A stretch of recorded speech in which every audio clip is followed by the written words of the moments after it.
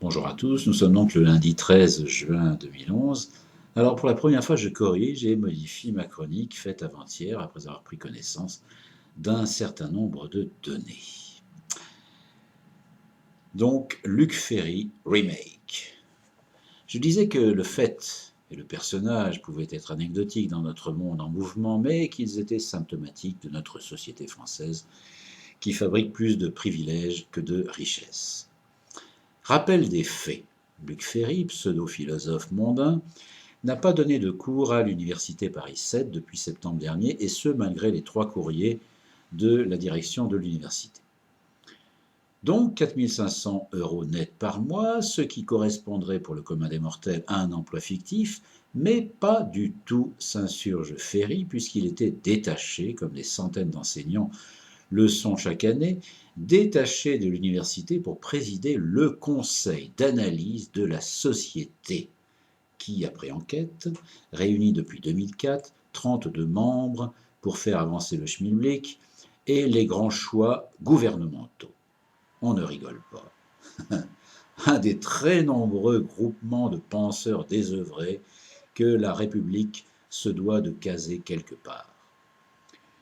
L'emploi fictif de Luc Ferry ne correspond donc pas à son emploi de prof d'université non assumé, mais bien à ce fameux comité qui planifie les réunions nécessaires au séminaire, utiles à la réflexion, justifiant l'usine à gaz placée sous l'autorité du Premier ministre, le fameux François Fillon. Ferry pouvait donc rattraper les 192 heures de cours ou rembourser les sommes perçues. Mais pas d'illégalité quand Fillon a remboursé sur le budget de Matignon l'argent du contribuable. On pourrait parler de remboursement, de détournement de fonds, mais on ne le dira pas puisqu'on est dans la légalité. C'est toute la différence entre ce qui est légal et ce qui est moral.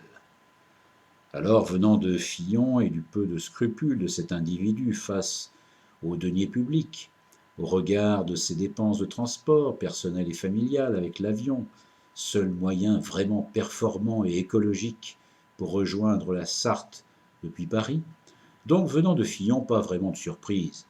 Fillon connaît la valeur de l'argent, lui qui avait eu la lucidité d'affirmer que la France était en situation de faillite. Alors Ferry, c'est la clique de Fillon. On le présente comme philosophe, cheveux au vent, avec quelques idées qui essayent de s'accrocher aux cheveux. Si la philosophie s'assimile à la sagesse serait-elle capable de générer de telles mesquineries? Bien sûr que non, sauf si l'on continue de parler de philosophes au départ. Enfin, les philosophes en France, en 2011, il faut un peu chercher. Par définition, ils n'envahissent pas les médias et le français moyen a peu de chances de tomber dessus en zappant devant sa télé.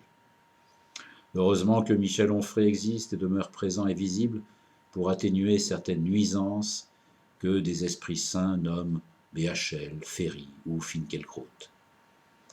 Mais Ferry voulait qu'on parle de lui depuis ses rumeurs autour d'un ancien ministre pédophile. Eh bien, il est et reste sous les projecteurs. Mais un projecteur met en lumière n'importe quoi et pas forcément ce qui brille naturellement. Alors, pour cette façon méprisable de traiter l'argent public, j'espère, sans trop y croire, que le bon peuple de notre royaume de France finira par prendre conscience et réagir. Un peu d'imagination au quotidien devrait vous permettre de sortir du stade de l'indignation pour passer à l'action. Alors, pour les indignés, plus seulement en Espagne ou en Grèce, mais aussi en gestation en notre royaume de France, et pour leur nouveau regard et une forme de nostalgie de l'avenir, je dirais, et encore bravo.